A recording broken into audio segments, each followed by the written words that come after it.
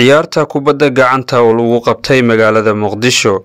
ciyaartan ayaa ah mid ka duwan ciyaaraha dadka intiisa badan ay daawan jireen, waana ciyaar dadka naafada gaar ahaan ciyaarta ay ciyaaraan dadka aragga naafada ka ah. ciyaartan ayaa ah mid laga ciyaaro gacanta oo ay kooxaha ku tartamaan. waa ciyaar si weyn u soo jiidatay dadkii ka soo qayb galay oo garoonka joogay.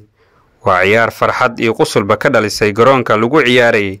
labada kooxood waxaa kala hogaaminayay Kabtan Mudey oo ah madaxa ciyaaraha ee Astaan Sports iyo Kabtan Idris oo ah falanqeeye Sports sidoo kale caan ka ah baraha bulshada. kooxda uu hogaaminayay Kabtan Mudey ayaa dhaawac ka soo gaaray mid ka mid ah ciyaartooydiisa. ugu dambeyntii ciyaartan ayaa waxa ay ku dhamaatay 4 gool oo ku adkaaday kooxda uu hogaaminayay Idris Alteso.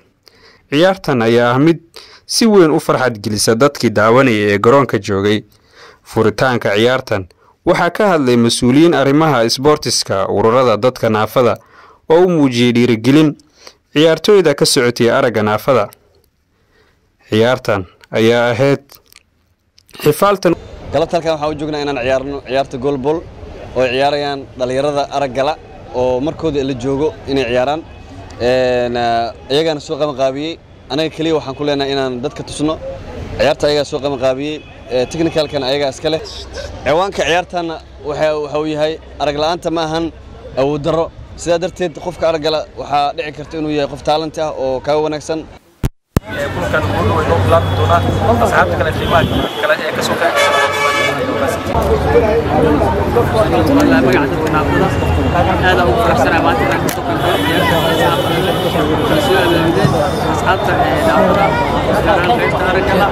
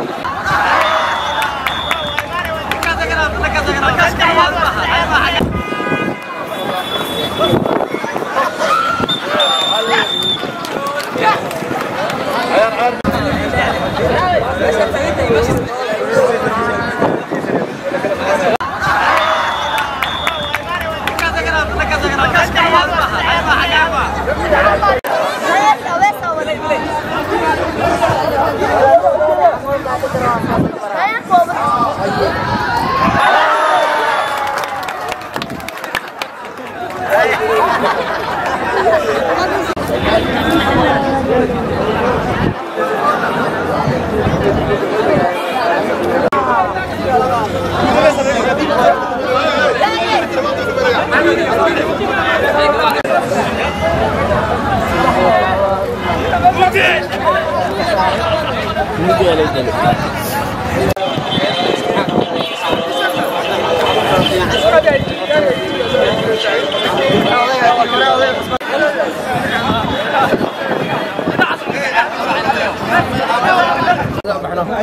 نحن